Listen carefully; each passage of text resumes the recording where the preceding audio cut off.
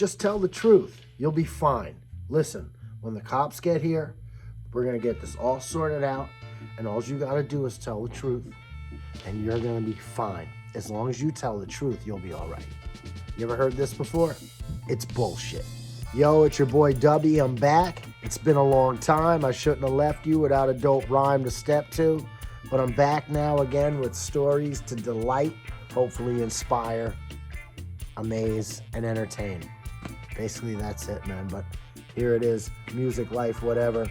I'm going to tell you a story about, like I said, man, lots of gems in this one. Lots of just tell the truth and you'll be all right. And this one has a lot of moving parts and weird twists and turns, so kind of bear with me through this. Here's the story. I grew up in a small seaside hamlet, village, whatever you would call it.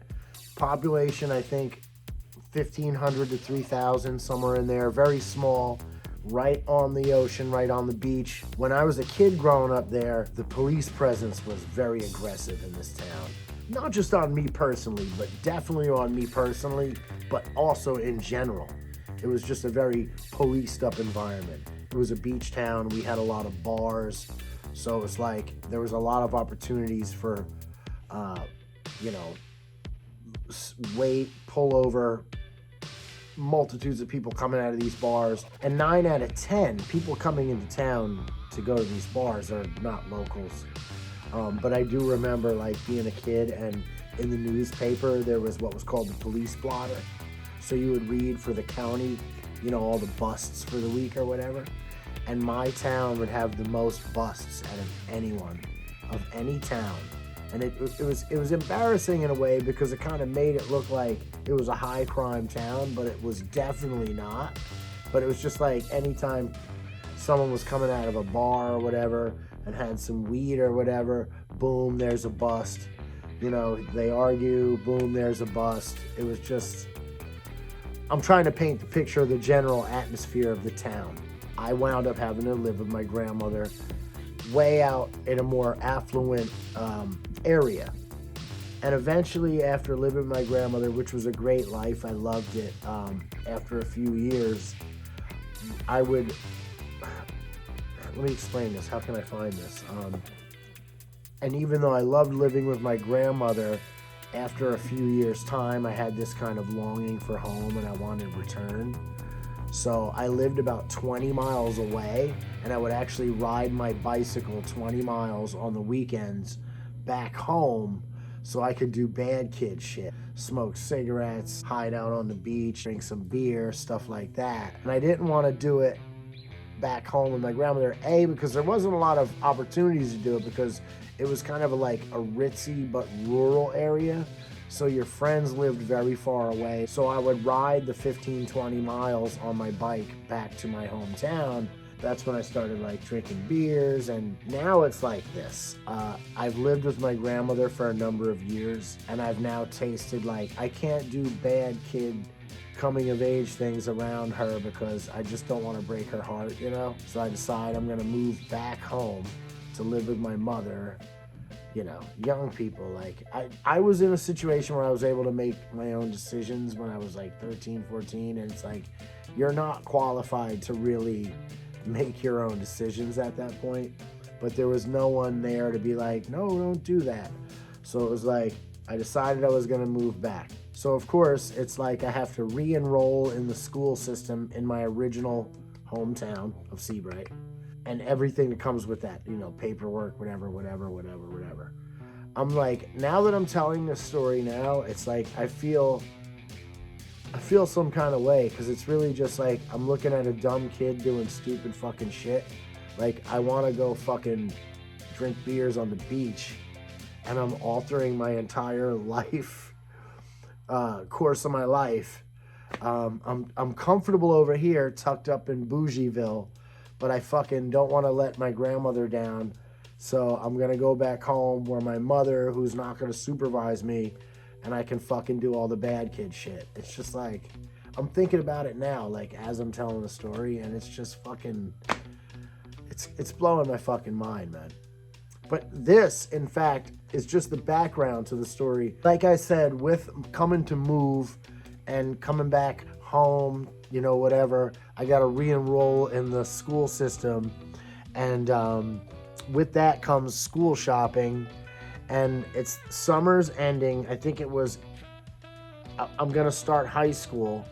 So summer's ending and it's 8th grade. Summer has ended.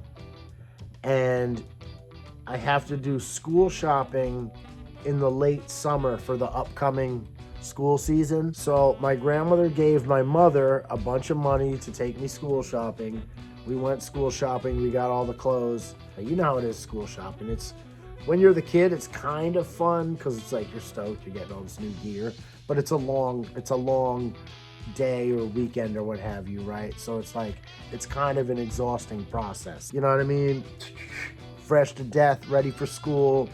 It's probably third week of August, right? It's a tiring day, but it's like everything's done. I'm feeling good. I got bags. We pull up to the house. Everyone runs in. Mom runs in. Little brothers run in. At that time, they were like 8 and 9. They run in. I'm the last one in because I'm pulling all the bags. I got bags, man. So I get all my stuff up. I gather my stuff out of the car, and I'm the last one in. I walk up the steps. Now we had this. You would walk up these steps, and then an enclosed porch, and then a front storm door, right? So I walk up the steps. Now I'm inside the enclosed porch, and I look down to the left where our door is, and I see a crumpled up bill, and I'm like, what the hell? I grab it quick, boom, I reach down, I snatch it up, and I'm like, holy shit. I'm kind of like looking left and right. I'm like, how did this get here? And you know how you can tell, like, even though it was crumpled up, you could tell it wasn't a 1, a 5, or a 20. I'm like, that's like a big bill. I fucking look down, I grab it, I open it up, it's a fucking 50. And then this is where it gets a little weird. Like, it's weird even for me thinking of it, but it's not that weird because, like, when you hear the end of the story, you realize what happened. I look down to the right and there's another one. And I'm like, holy shit. Pick it up, open it up, it's another 50. I'm like, I literally can't believe this. So I take them, I put them in my pocket, I open the front door, I put my bags down. Now at this point, my mother is already in the back of the house in the bathroom. She's using the bathroom. So I walk back there and I'm like, hey, yo, Ma. She's like, what? I'm like, did you lose some money? And now my mom, she's ever scheming. You know, she's got the disease of addiction. Hardcore junkie, man. How much? I'm like, no. Did you lose some money or didn't you? She's like, no. Why? I'm like, I just found $100 on the porch. She's like, you did? And, you know, tried to, like, get me to, like, give her some money or whatever. And I'm like, well, you didn't lose any money? Really? I'm like, I can't believe it. I found $100. And, like, living in that environment amongst some type of people, I'm like, I got to get the fuck out of here with this $100 immediately. I walked out. My clothes are in the living room, in the bags, my new school clothes. I literally walked out the front door. I went up to the corner because the bus came from there to go to Red Bank, and the next Red Bank bus that came, I fucking got on it. Now you gotta realize I'm 14, I'm freshly 14, I'm a kid, I don't really know what the fuck I'm doing. I don't know what's up with life. I got on that bus, this is awesome, I'm going shopping, I'm going to the music store, I'm going to Jack's Music, I'm going here and there, I'm gonna do all this shit. I mean, I'm 14. I got $100 in my pocket, man. And after the bus fee, it's like I'm dealing with 90 and change. But I had big plans. So I get out to Red Bank. I'm having a ball. I'm like, dude, I got $100. I can't believe this has happened. I go to all the places. I go to Jack's Music. Of course, I can't buy a guitar. I've got $100, but I can kind of look around and dream. And I did wind up going around. I believe I bought a harmonica. Key of C, probably. I definitely bought a Led Zeppelin Physical Graffiti t-shirt, and I bought like a couple Kiss CDs. I'm like so stoked. I got all my goods. I'm like, I take the bus back home. Now, here where we live, in the summer, they have what's called the Fireman's Fair, where it's like whatever town the fire company gets together, and it's basically like carnival, I guess, would you call it that, where there's like little kiddie rides and like Ferris wheels that are rusty and shit. Like, rides that look like they're not safe, and like popcorn and cotton candy and stuff like that, right? And around here, there's one town called Fairhaven where I lived, regionally speaking, theirs was the one to go to. It's like all the kids and all this and that. So I remember, like, after I got back home making all these big plans to go to the Fireman's Fair, I wound up going there with a couple of my heavy metal friends. We probably rode our, like, BMX bikes or some shit. As a matter of fact, I think that's exactly how we got there. I'm walking around the fair. I got my Led Zeppelin t-shirt on. I'm feeling, like, amazing, because I got, you know, Led Zeppelin t-shirt, I'm fucking jean jacket, I'm fucking 14. I think I'm the shit, you know? Walking around, eating cotton candy, doing kid shit, riding Ferris wheels and, you know, playing the games and winning stuffed animals, doing all this shit, right? So about an hour and change maybe into us being there, all these people start coming up to me. They're like, yo, fucking the cops are looking for you. I'm like, the cops are looking for me? And I'm like, that's crazy. Because you got to realize, at this fair, if you're 14, 13, 15, whatever, every kid from every school in your region is there. So it's like, it's the gathering of the tribes. Every single school, kids you don't know, but from all the different schools, they're all there, right? So, but as I'm walking around, and you know kids from different towns, different schools, you know what I'm saying? And I was like, oh, the cops are looking for you, man. Nah, me? No. And we go around, we're eating cotton candy, we're eating ice cream, we're doing Fireman's Fair type shit. And finally, after hearing that the cops were looking for me for like that, because I'm like, why would the cops be looking for me? Like, my first thought wasn't like, they're looking for me. My first thought is like, is there an emergency with a family member of mine, and they're trying to get a hold of me? That was my first thought. No way in my mind, nowhere, not once did I go, the cops are looking for me for any reason, right? So after hearing this about 5 times, I started to get really nervous. I'm like, maybe something's wrong with my mother or my grandmother or one of my little brothers or something. I better try to figure out, you know, because all the firemen from all the towns are here at this thing. They work as volunteers, so it's kind of like firemen and first aid people from my small town are there. So there is it's plausible that there could be some news that's been delivered to somebody, and they know that Timmy's at the thing and the Seabright kids are here, and get him news. Maybe something has happened with his family. That's not a far-fetched idea. And I'm like, that's the first idea that's coming into my mind.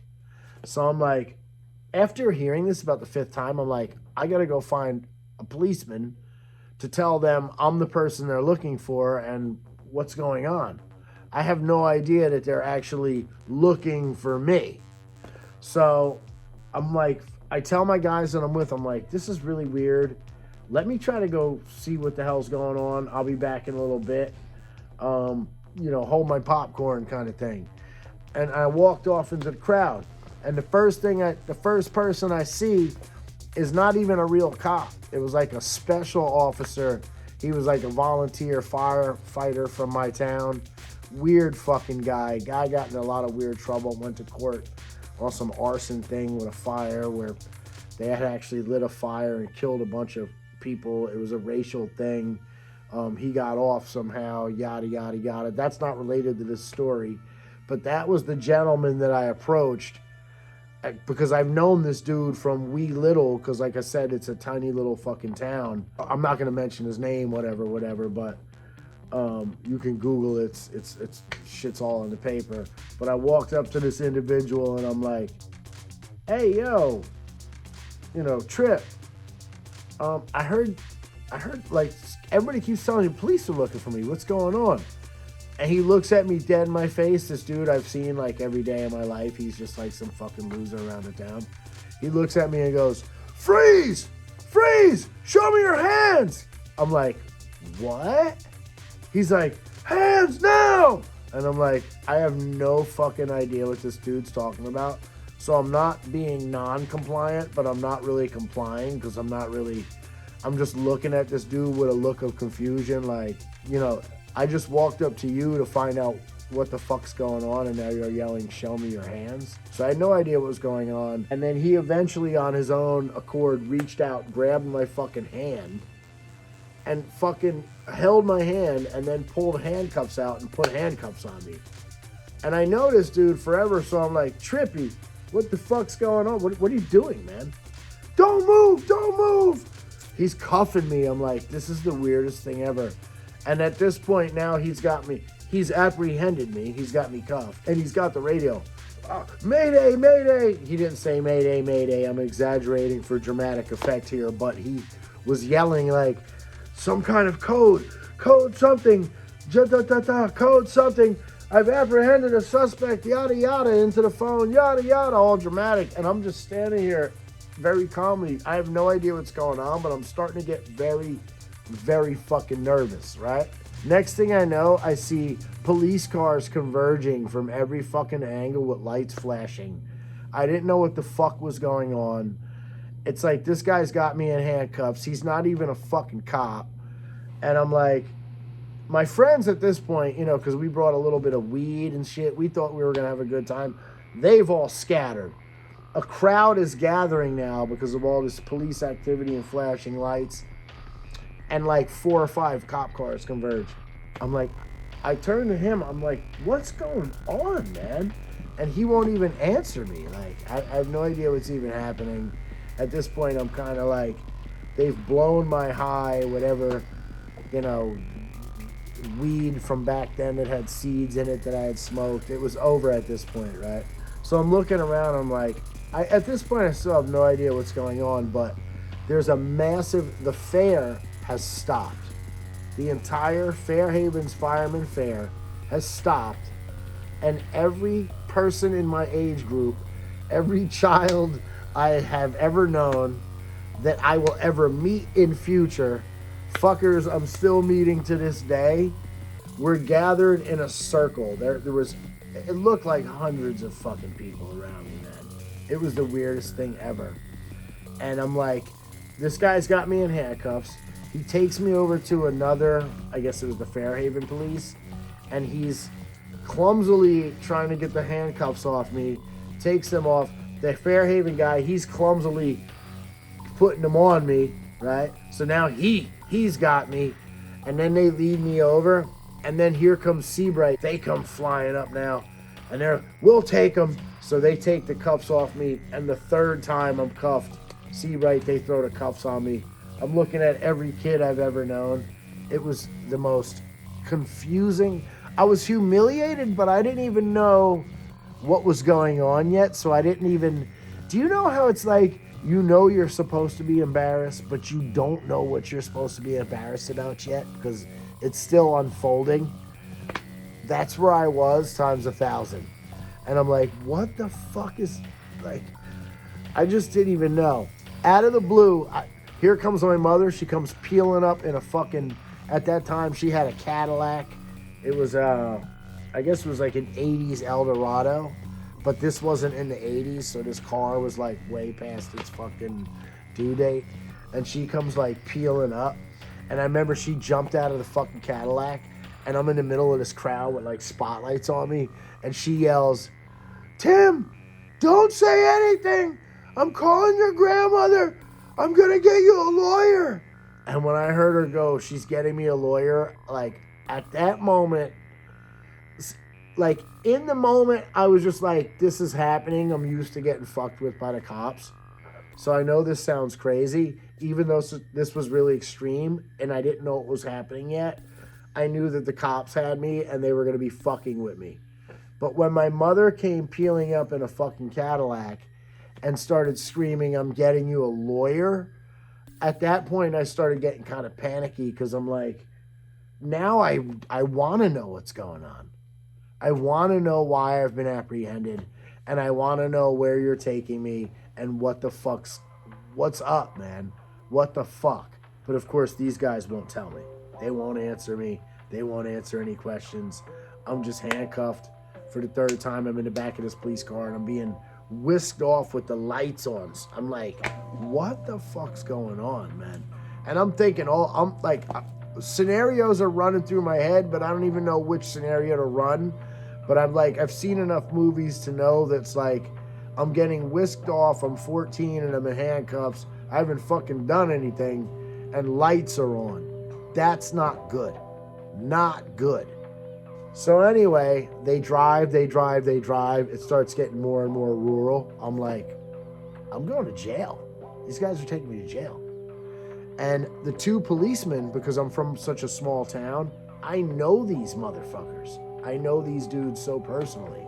And I'm like, I just real quick, I think I didn't touch on this enough, but I'm going to touch on it very quickly now as an aside, that because my mother with her, the junkie antics and her friends and the people around my house created such a culture of like, they wanted to get these motherfuckers. The police wanted to get at my mom and her people. So it's like, if they can't get them, let's get the kids. And it's like, that's what I was experiencing. But the weird thing for me was, I'm fresh off the block from the bougie thing. I just got dropped off from the bougie thing to this. So it's like, I just got dropped into this mix and I got caught up in the bullshit immediately, right? So they've got me, the two cops. One of them eventually became the chief of police. One of them, I don't know where he is. I really don't fucking give a fuck. And they're driving me, and it's dark. We're on like a military road that you can only go on if you're military or police. And I'm like, this is like, so I'm asking them like, yo, what's going on? Am I getting charged with something? What's the deal? And they won't answer me. And finally, at one point, I'm like, yo, I really have to fucking go to the bathroom. Do you think you guys? And they pulled over. They let me get out of the car. I took a piss. I got back in the car myself. And we're driving, and I'm like, yo, what's going on, you guys? What the fuck are you doing? And the one dude turns around and he goes to me, yo, if anything happens to little Michael, you're going to have a lot of people to answer to. And I'm like, little Michael? Now, little Michael, I know him to be my best friend's little brother. So I'm like, and he's also buddy with my little brothers. So he's my best friend's little brother who's best friends with my little brothers, right? I'm like, little Michael? I had no idea what he was talking about, and he wouldn't answer me further. So now it's silence all the way. Now we pull up. I see where they're taking me. We're in Freehold. We're at the Youth Detention Center. So yeah, I'm going to jail. I think it's like Thursday, so it's bad luck for me. I'm going to be here for a while, right? I'm not getting out, man. I get locked up. I go in there. They won't tell me nothing. They're making these tough fucking faces. We got a bone to pick with you, son. The fucking faces they're fucking making, the tough guy fucking faces. They drop me in there. I get processed in, the deal. I don't know if you've ever been locked up. Youth Detention Center is the same thing as jail. You go through, you get processed in. They take your clothes, you take a shower. They give you state issued shit, weird sneakers, fucking jumpsuit. I put everything on.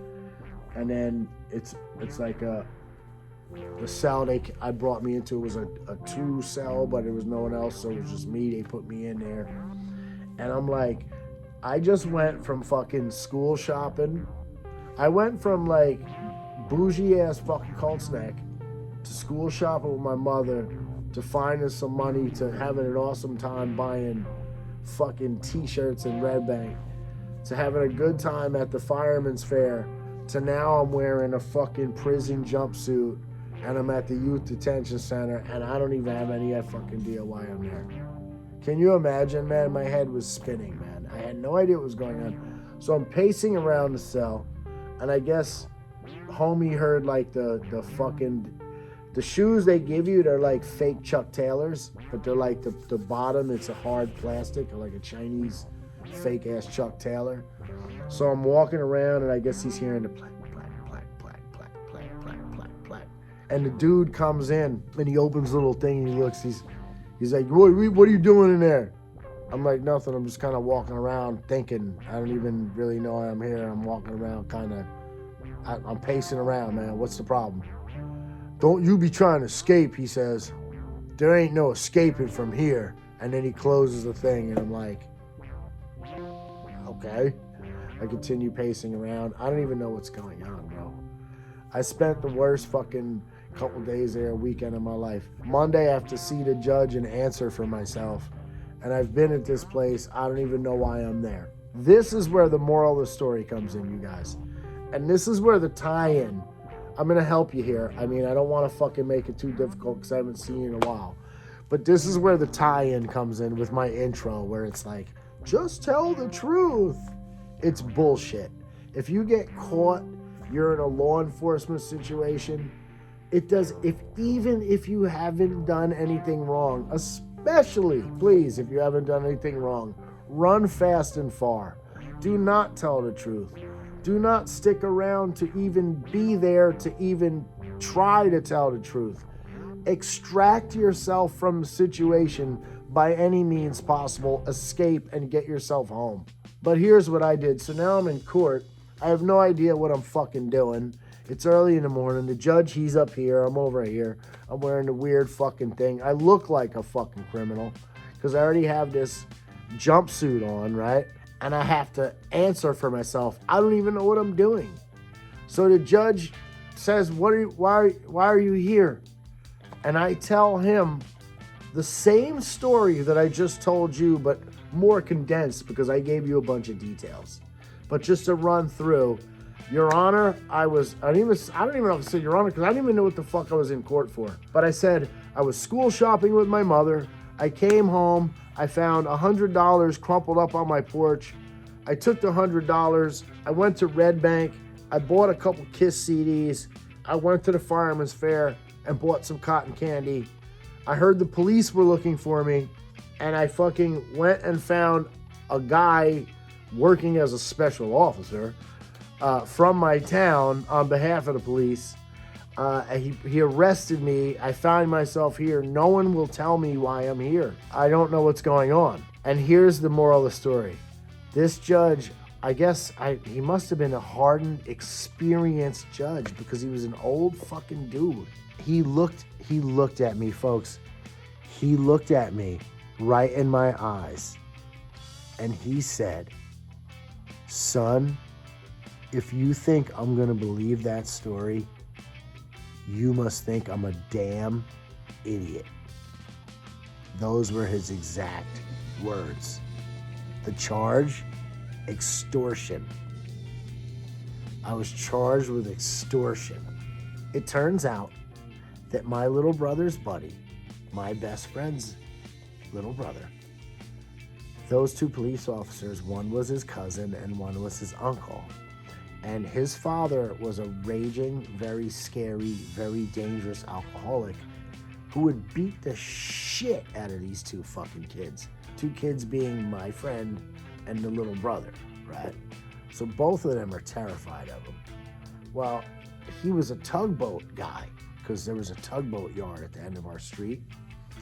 And he would come off the tugboats and fucking drink, vodka, gin. Mom had died when we were kids of cancer, so he had to deal with the two boys on his own. And he would just be an alcoholic and beat the fucking shit out of them.